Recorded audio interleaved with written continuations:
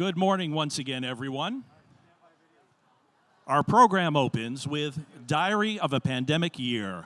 It's a collaboration by more than 200 MIT student and alum musicians from multiple performance groups, with lyrics based on poetry written by students and music composed by Jamshid Sharafi, MIT class of 1983. The video was directed and edited by alumnus Jean Denoyer of MIT Video Productions, and the piece was conducted by Dr. Frederick Harris of MIT's Music and Theater Arts. Maestro, please begin.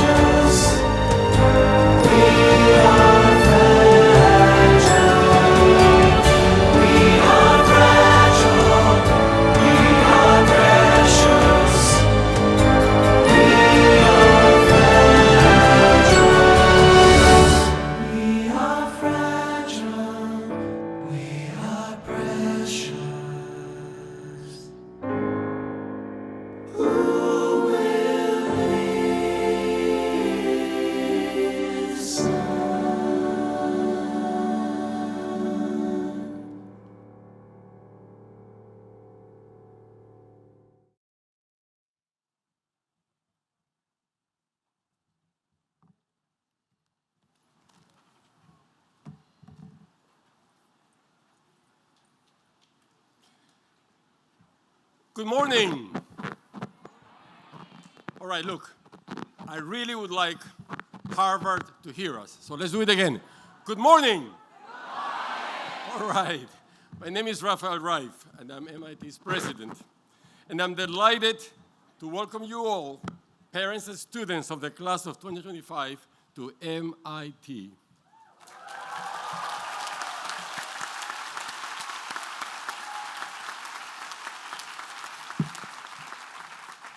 Convocation Day is a time of big smiles, so I do miss being able to see your full faces. But I very much appreciate your willingness to wear masks so that we can protect each other and get this semester off to a safe start. The video you just saw, Diary of a Pandemic Year, felt like a good way to start today because it is a homemade MIT masterpiece. The music, the lyrics, the arrangement, the performance, the video. And it offers a marvelous taste of so many things we love about MIT. The wonderful mix of people and backgrounds, the pleasure we take in making things together, and the energy and creative aspiration of everyone you meet, in this case, of our exceptional community of musicians. In a few moments, I'll introduce you to the officers and faculty on stage with me this morning. And then we'll hear from 3 faculty speakers, each of whom also happens to be an MIT graduate. But first, I want to briefly share my thoughts about the community you are joining. I'll start by describing the early days of my MIT experience. Not because my story is unusual, but because it is so common. I arrived at MIT in 1980. I was a young, wide-eyed assistant professor in the Department of Electrical Engineering and Computer Science, which is course A+ on that one. I was excited when I got to campus, but I was also anxious. I knew almost no one. I was very, very far from home. I wasn't sure I had what it would take to succeed, and I was painfully aware of my accent. For the record, to those of you who are new to Boston, raise your hand if you're new to Boston. Quite a few of you. Let me tell you, for those of you who are new to Boston, mine is not a Boston accent. I grew up 2,000 miles south of here in Caracas, Venezuela.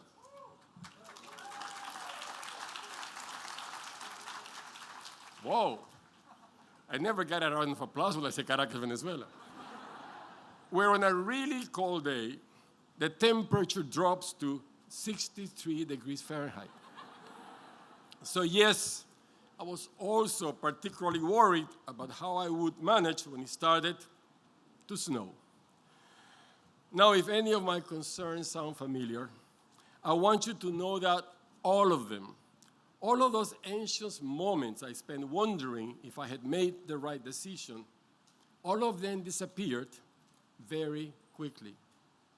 At MIT, I discovered a community of students, faculty, researchers, and staff who were a lot like me. They loved to ask questions. They were intense and passionate. They loved to tinker.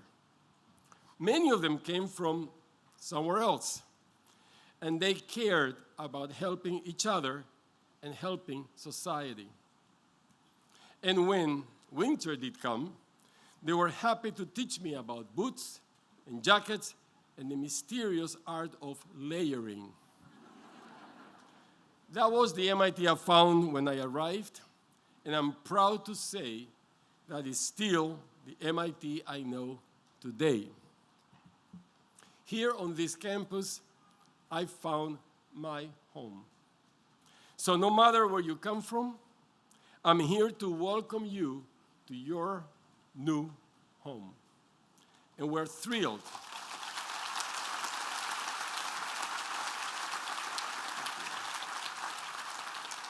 And we are truly thrilled to start an exciting new academic year with all of you.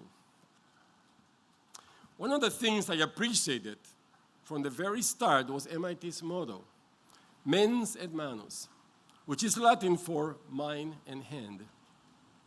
Learning and learning by doing are deeply ingrained in our culture. Being a student at MIT can be difficult. Your classes will require equal parts of hard work, discipline, and dedication. You will enjoy great moments of success, but you may also experience moments of doubt. Maybe when that problem set doesn't turn out the way you had hoped.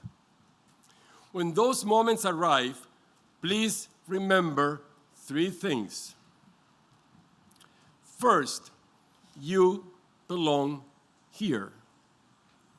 Our Dean of Admissions, Stu Schmiel, MIT class of 1986, has a remarkable knack for finding the right students for each year's incoming class.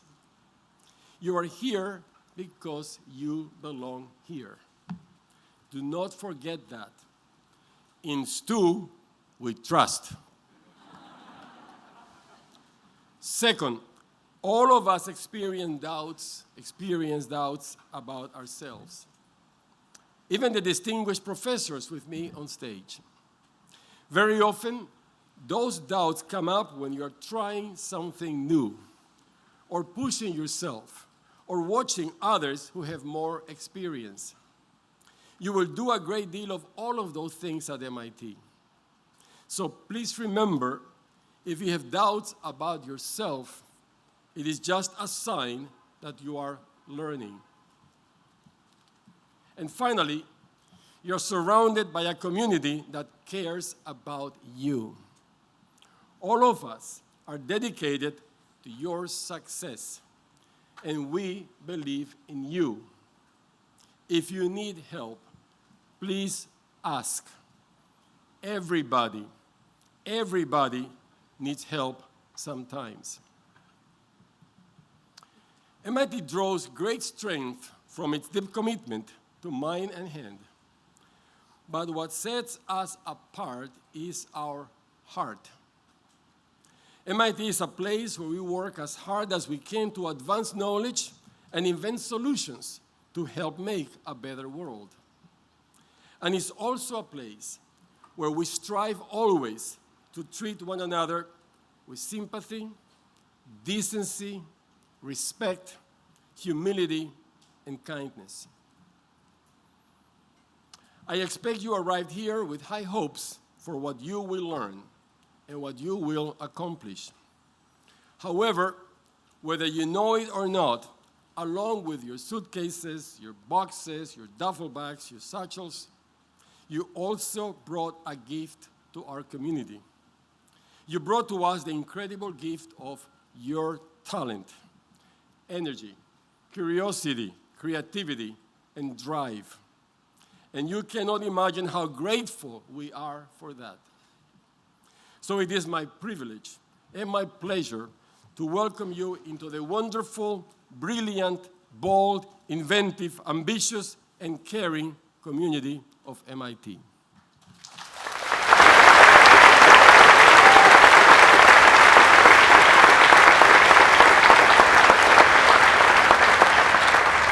Briefly introduce 4 members of MIT's senior leadership who focus every day on helping our students grow and thrive. They are eager to support your success at MIT and beyond. First is Provost Martin Schmidt.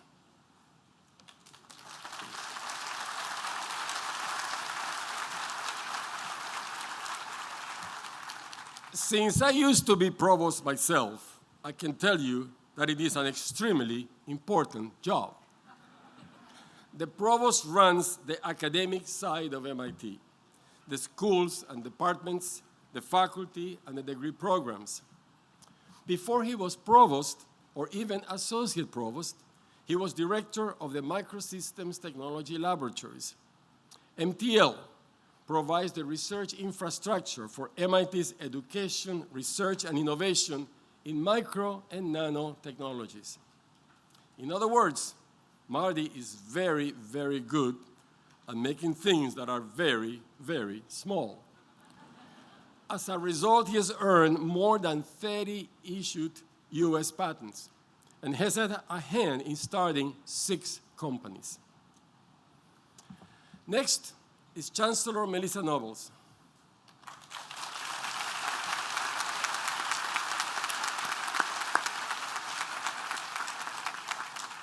Chancellor Melissa Nobles oversees everything to do with undergraduate and graduate education, student life, student services, and all areas that affect the student experience. Chancellor Nobles is a political scientist who specializes in retrospective justice. She has been a member of our faculty for 26 years, and for the last 6 years, she served brilliantly as Dean of MIT's School of Humanities, Arts, and Social Sciences. In that role, she created the Digital Humanities Lab. She introduced Course 614, which allows students to integrate the tools of computer science and economics. And she launched an interdisciplinary concentration in computing and society. In other words, Melissa knows MIT very well. But I have to share a secret. She has been chancellor for only 13 days. So this is her first year convocation too.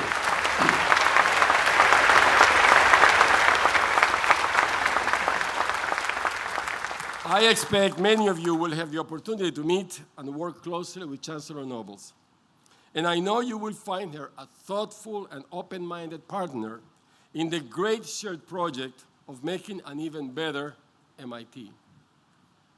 Next is our Vice Chancellor for Undergraduate and Graduate Education, Ian Waits.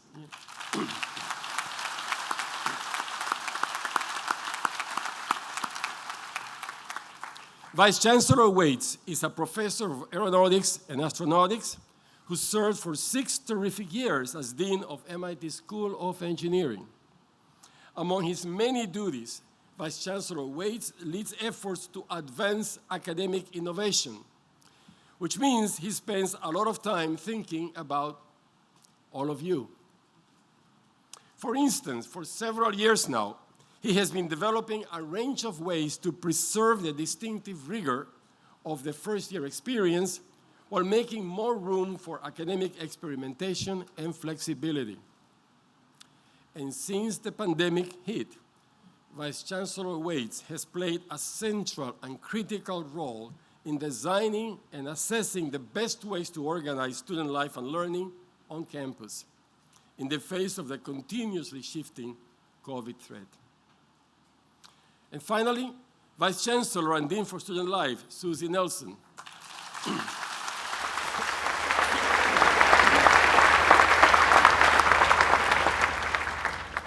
Vice Chancellor Nelson directs and oversees MIT's core student support services, as well as programs that make community life here more engaging and more fun. Under Vice Chancellor Nelson, the Division of Student Life has a simple, powerful mission. We are here for students. Her goal is to help all of you thrive academically, physically, and personally. And her door is always open if you have ideas of how we can do better. So on behalf of the entire faculty and administration, thank you for believing that MIT is the right choice for your family. We will continue to work hard to earn your trust.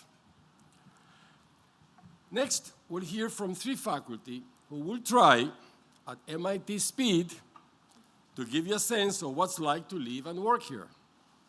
I'll introduce all 3 and then ask that they each come directly to the podium in sequence. First, Professor Shankar Raman.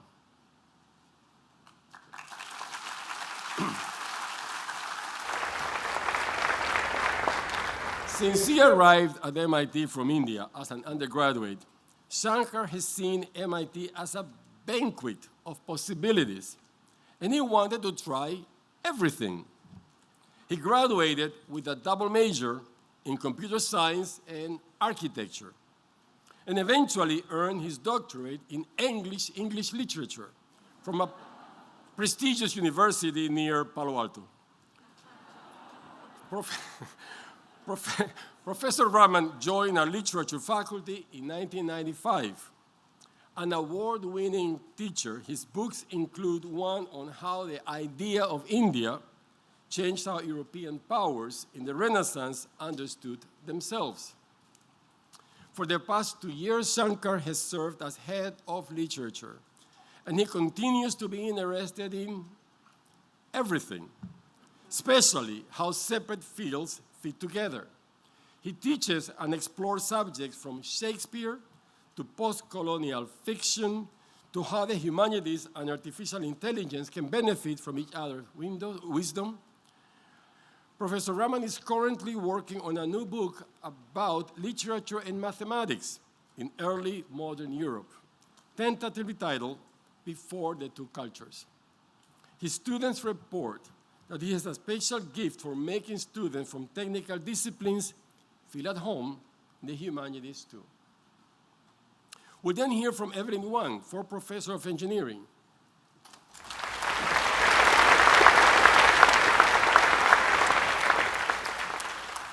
Evelyn is head of our mechanical engineering department. Course?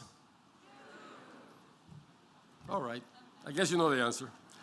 Professor Wang earned her undergraduate degree from MIT in course 2, and she also earned her doctorate from that same Palo Alto University.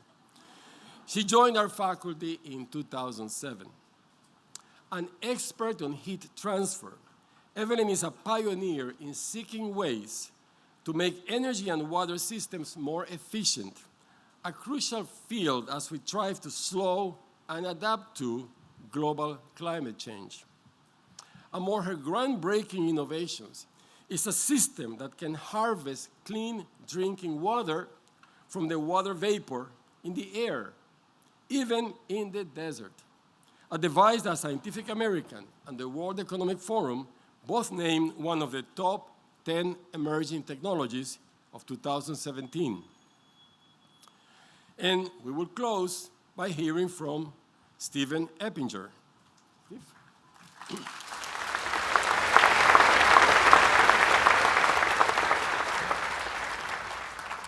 Few people can beat Professor Eppinger when it comes to collecting MIT degrees, because he has 3, all in mechanical engineering.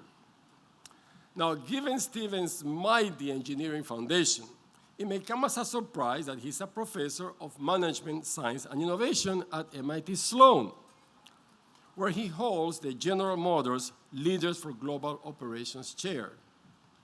But it's not really a surprise at MIT, because we are very comfortable in crossing between disciplines in pursuit of new answers and ideas.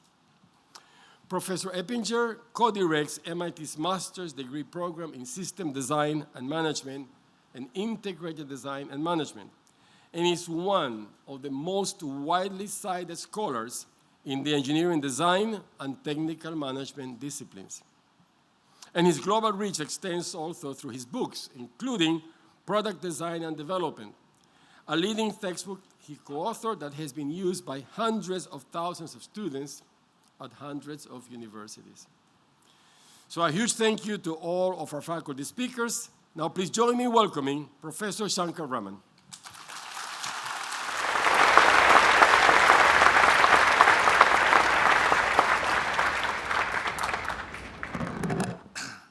So upon being asked to share the stage to welcome all of you, I could not help but cast myself back more decades than I care to share when I arrived, as Rafael has already mentioned, a naive and eager 17-year-old to begin my own journey at MIT, determined, like many of you I'm sure, to major in course 6 and emerge as an electrical engineer.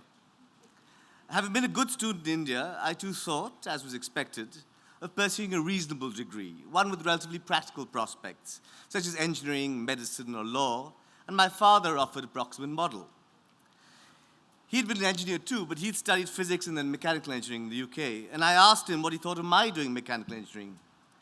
He looked at me a little skeptically and he said, I don't know if Steve agrees with this, that all the best mechanical engineers he had known had disassembled, and I presume reassembled, though I forgot to ask, their father's cars by the time they were 15. And as I had yet shown no such inclination, perhaps I was not ideally suited to this. Well, I had liked electromagnetism in school. I had, at least of my own volition, taken an after-school class repairing televisions, albeit with mixed success. And E seemed to be in many ways the most theoretical of the various engineering fields, and that suited my own inclinations. So it seemed a good alternative, and that I arrived at MIT to do that. I arrived with another gift from my father, a man who loved details and was therefore a good engineer, a large and lovingly prepared chart that laid out how I might complete a double degree in engineering and computer science in 4 years. And in those days, that was a more challenging feat than it is now because you had to complete at least 450 units to do so, because these various joint majors didn't exist. I had other plans, however. I had always loved literature and philosophy and had always wanted to pursue those interests alongside whatever professional degree I decided to do. Indeed, now I approach the central point of these remarks. One of the primary reasons I decided to come to MIT, rather than do engineering at one of the excellent and quite competitive Indian Institutes of Technology, was precisely the kind of intellectual freedom and the ability to engage different fields and different intellectual domains that MIT offered. My first year at MIT, alongside 6001 and 6002, and some required subjects in calculus and physics, I took German 3, reading poetry, a subject on Indian politics offered by Myron Wiener, who passed away in 99, but was then a giant in his field, and an introduction to Western philosophy from Descartes to Kant. And so the one thing I would wish all of you to remember throughout your years here is that whatever your major, whatever you think you want to do now, remember that these 4 years here are probably the only ones you will have in your life where you can meander, where you can decide not to follow the main avenue, but follow oblique paths and detours to discover new areas of studies and unexpected paths for yourself. For in its own curious way, MIT makes possible something akin to an intimate liberal arts education, despite being housed in a large and bustling research university, with faculty as renowned for their contributions to the human sciences as to the natural. You could stumble, for instance, into its wonderful art and architecture department, as I did, simply because I was interested in photography and filmmaking, both of which happened to be housed in architecture. And it's where I discovered then art history and architecture designs, to which I became attracted only because I ended up taking requirements to fulfill a hodgepodge degree I created in course 4, which combined theater, film, art history, and literature. This is not to say that I abandoned electrical engineering. Far from it. I completed my degree in EE with a helping of computer science on the side. And I liked it enough, certainly, to enroll in Berkeley's PhD program in EE. But after 2 years on the West Coast, I decided that my heart wasn't fully in it, as I kept being drawn to course in literature, even as I completed the graduate requirements in that field. Just as I had failed to disassemble cars in my youth, I had ceased to thrill to the amplificatory prospects opened up by the phenomenon of negative conductivity at gallium arsenide. And so I stopped with the master's and I switched fields, pursuing with full passion what had been an important side interest, literature, in which I finally went on to a PhD. And that, in its own circuitous and ironical way, led me back here, where I had begun many years before, to know this place anew. It's an experience that the Anglo-American poet T.S. Eliot captures well when he writes, "We shall not cease from exploration, and the end of all our exploring will be to arrive where we started and know the place for the first time." I had come to MIT to become an electrical engineer, and I'd certainly learned that. But as I gradually came to realize, MIT had also taught me, alongside that, how not to be one. And for that lesson, I've been forever grateful. And I hope it's one that you guys will also experience. Thank you.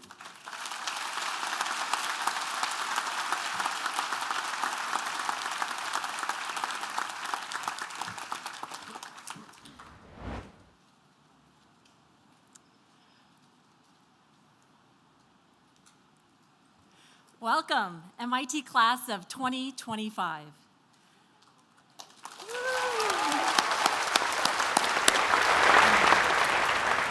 About 25 years ago, I was in your shoes. I was an incoming first year, full of energy, but also full of preconceptions about what sort of people I would meet and what challenges I would face in college. Back then, there was no TikTok For You page, and I couldn't stalk anyone's Instagram stories. So I had to rely on other communication channels to manage my expectations on what my MIT experience would be like. Thankfully, I had an older brother, Alex, who went to MIT, and he had warned me about the wicked hard problem sets. And he was way smarter than I was, so I was a bit nervous. I was going to need to bring my A game if I was going to have any chance of keeping up. Speaking of A's, it's safe to assume that if you're sitting in this audience today, you're used to seeing A's on your report card. In fact, I know that many of you were valedictorians, salutatorians, or top of your high school class. Needless to say, your class has a lot of very smart and talented people. But let me get some expectation management out of the way, courtesy of Alex. MIT grades on a curve, so adjust your expectations. Getting straight A's is really, really tough. You're probably going to get a B at some point, maybe even a C or D. And that's okay. Let me repeat, that's okay. I got an F on my first physics exam. Grades are only one way to measure what you're going to learn here. There are so many other aspects of your MIT education that are going to help shape you into who you're about to become. Throughout my undergrad experience and after returning as a faculty member, I've picked up a few tips on how to make the most of your time at MIT. So I'd like to share my top 5 tips for success. First and foremost, you're going to need to be resilient. They say that an MIT education is like taking a drink from a fire hose. It can often feel overwhelming, but if you develop an inner resilience, you are going to succeed. While it can be difficult, try your best to avoid dwelling on the stress and complaining too much. Find healthy ways to cope with stress.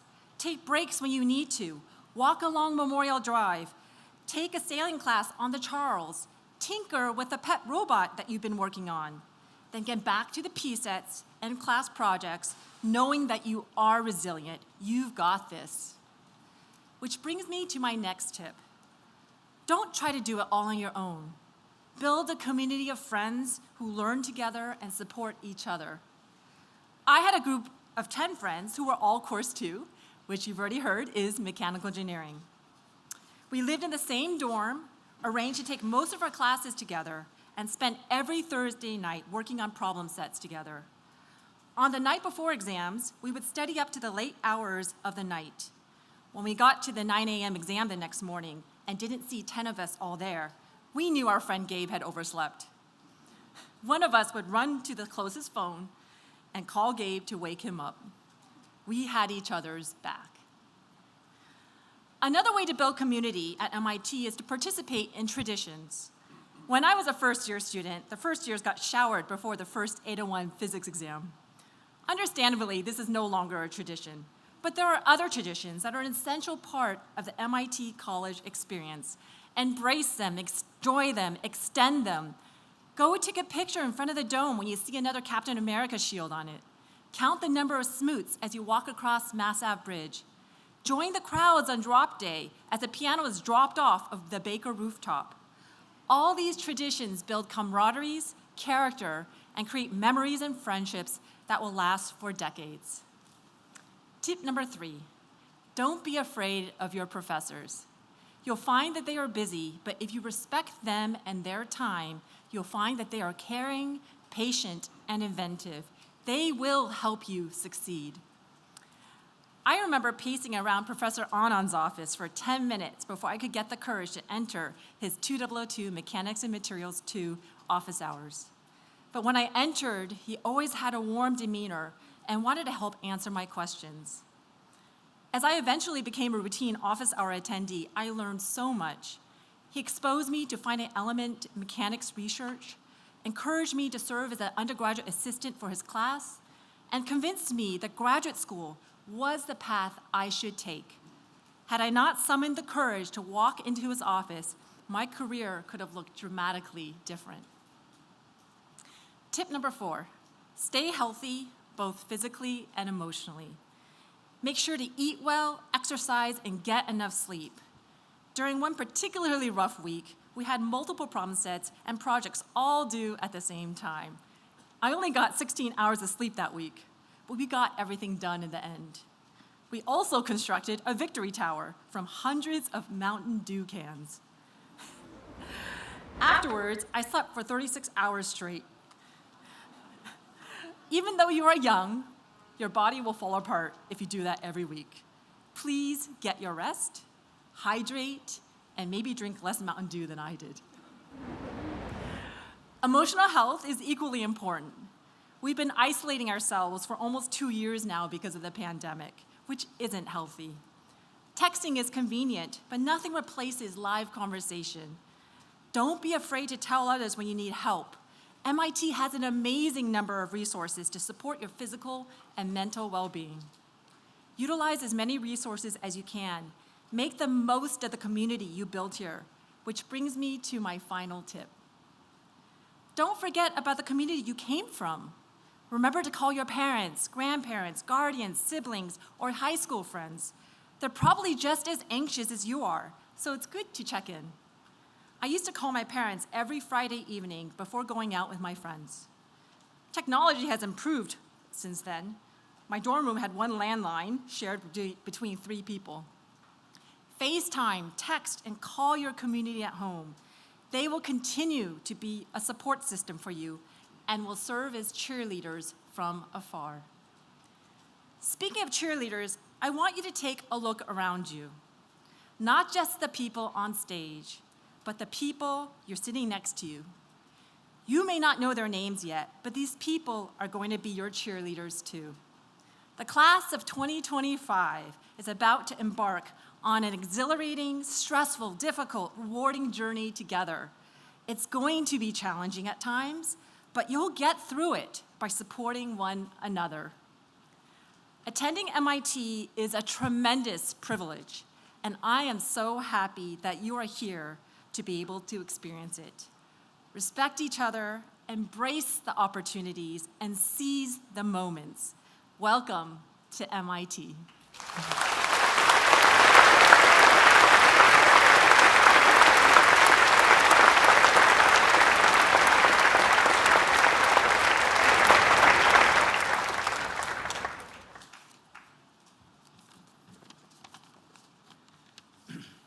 As a student, many years ago, I also sat where you are at the beginning of my MIT journey with excitement, apprehension, and my mind full of possibilities. There's so much I can tell you about my experience as a student, but perhaps the most valuable advice I can give you is simply to be open. Be open to new experiences and perspectives. Be open to challenges and the unexpected opportunities they will bring. Be open about and true to your passions, as I'm sure you've been told many times, but at MIT, you can express and follow your passions in ways you have never imagined. Be open to talking about your fears and your confusion, not just your success. Now, I will be open as I tell you about my MIT journey and how I arrived at this perspective. You see, I came to MIT on a chemistry scholarship, having been the top chemistry student in my high school and my state. I explored majoring in chemistry, of course, and then materials science, and finally falling in love with mechanical engineering. In course 2, I focused on manufacturing and controls and machine design. Together, that's the field we now call robotics. For my bachelor's thesis, I invented a new robotic sensing technology. For my doctorate, I worked in the artificial intelligence lab where I built robots. I ultimately joined our faculty in the Sloan School of Management, as you heard, where I now teach interdisciplinary courses in product design and engineering leadership, and I conduct research on complex system development. However, an MIT journey isn't just about academics and career skills. Here we like to work and play. I pledged a fraternity where I made lifelong friends. I joined MIT crew and had a great time despite the 7 a.m. practices on the river. I participated in intramural sports, design competitions, a talent show, and even some campus hacks. Here's the point, though. An MIT journey doesn't follow a pre-prescribed path. I had to be open to opportunities and to harsh realities. For one thing, I'm not good at everything. Also, can't study everything. There's just not enough time. Learning this important lesson started at my freshman orientation, in which a speaker warned us, half of you will be in the bottom half of the class. Now, that statistical reality really struck me. Here we were, all these highly accomplished students, and now we're being told that we may be average or worse. How could I process that? Well, I did process it, and I did it by being open to the realization that being the smartest person in my school with the highest GPA could no longer define me. I realized that while I may be below average in one subject, but I'll be at the top of the class in another. I knew that I would find a way to excel at MIT. So while I came here with a certain path in mind, ultimately, I was not devastated to score poorly on a couple of, say, chemistry exams in my first year. The first year at MIT is your time to explore, to find what you're passionate about. I found mine, and you will find your place too. Something critical that I discovered in my first year was I didn't know how to study effectively. I didn't know how to hunker down and figure stuff out. When I started at MIT, naturally I approached studies the way that worked for me in high school, where I was able to intuitively grasp the material. However, I quickly found that classes at MIT were less intuitive to me. They were harder, and I needed to learn to study properly. I had to force my brain to understand the material well enough to attack problems not on the P-sets. So first year is when I learned to study. And I did this by being open to change, relying on my mathematic and scientific intuition, which had brought me success before, was not going to work for me at MIT. But I was open to making the necessary changes to succeed. Now, maybe some of you have already learned to study, or maybe you haven't, and maybe there will be a dark moment this year when you turn the corner. And honestly, I hope it happens to every one of you, because you won't get through life with just the easy stuff. It's going to get harder, and you've got so much to learn before you change the world. But you're not alone in this journey. There are many avenues of support to help you succeed. Study groups, office hours, teaching assistants, tutorials, even friendly professors like me who serve as first-year advisors. Student Support Services, S-Cube, is a one-stop resource. It's not just for academic support. It's here to help you manage stress and to access resources for mental and physical health, for career counseling, for any of life's issues you're facing. Just reach out and you'll get the support you need. Now, speaking for my faculty colleagues, we are confident that the class of 2025 is going to make a huge impact. And not just because you're brilliant and that we've selected you so carefully. The truth is that we've seen what folks like you will do with your MIT education. Some of you will conduct scientific experiments on other planets. Some of you will develop next generation clean energy technologies.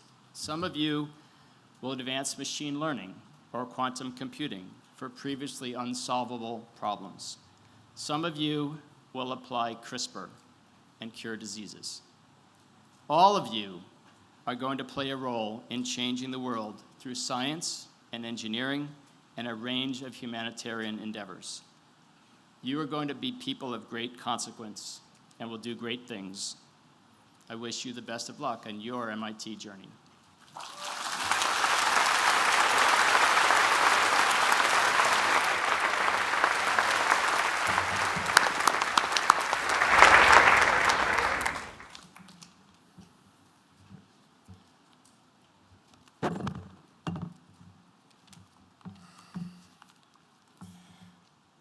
I don't know about you, but I really want to sincerely thank our speakers, Professor Raman, Wang, and Eppinger, for their truly wise and inspiring remarks. Thank you.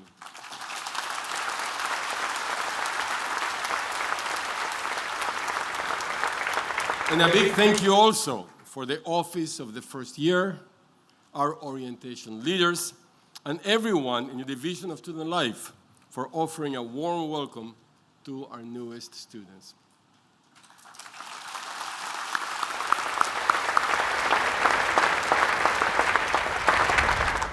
All right, a few final bits of housekeeping.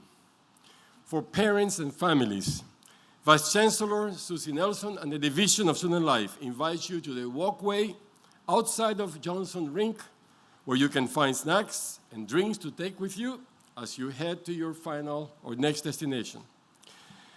Members of the class of 2025 are invited to brunch in your respective residence halls with your heads of house and graduate resident advisors at 12:30.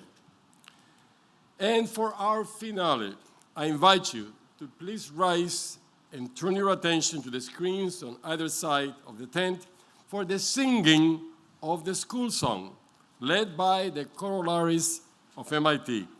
So please rise, watch, and thank you very much all for coming. Thank you.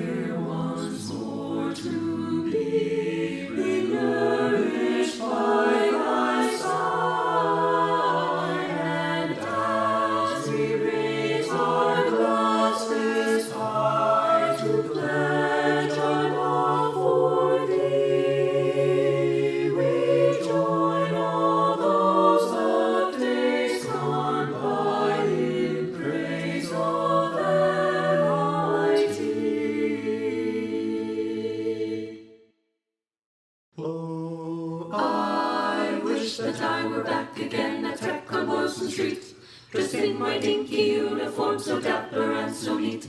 I'm crazy after calculus, I never had enough. 'Twas hard to be dragged away so young, 'twas horribly, awfully tough. Hoorah for technology, ology, oh, glorious old technology, ology, oh. Back in the days I were free from care in the ology varsity shop, with nothing to do but analyze that and add an asymmetrical top. The differentiation of the trigonometric powers, the constant pi that made me sigh in those happy days of ours. Hoorah for technology, ology, oh, glorious old technology, ology, oh. Take me back on the special treat to the Glorious Institute. I yearn for the inspiration of the technological toot. I shun the quizzical, physical, practical, chapel and all that. But how I'd love to go with medical scientific tact. La la la la la la la la la la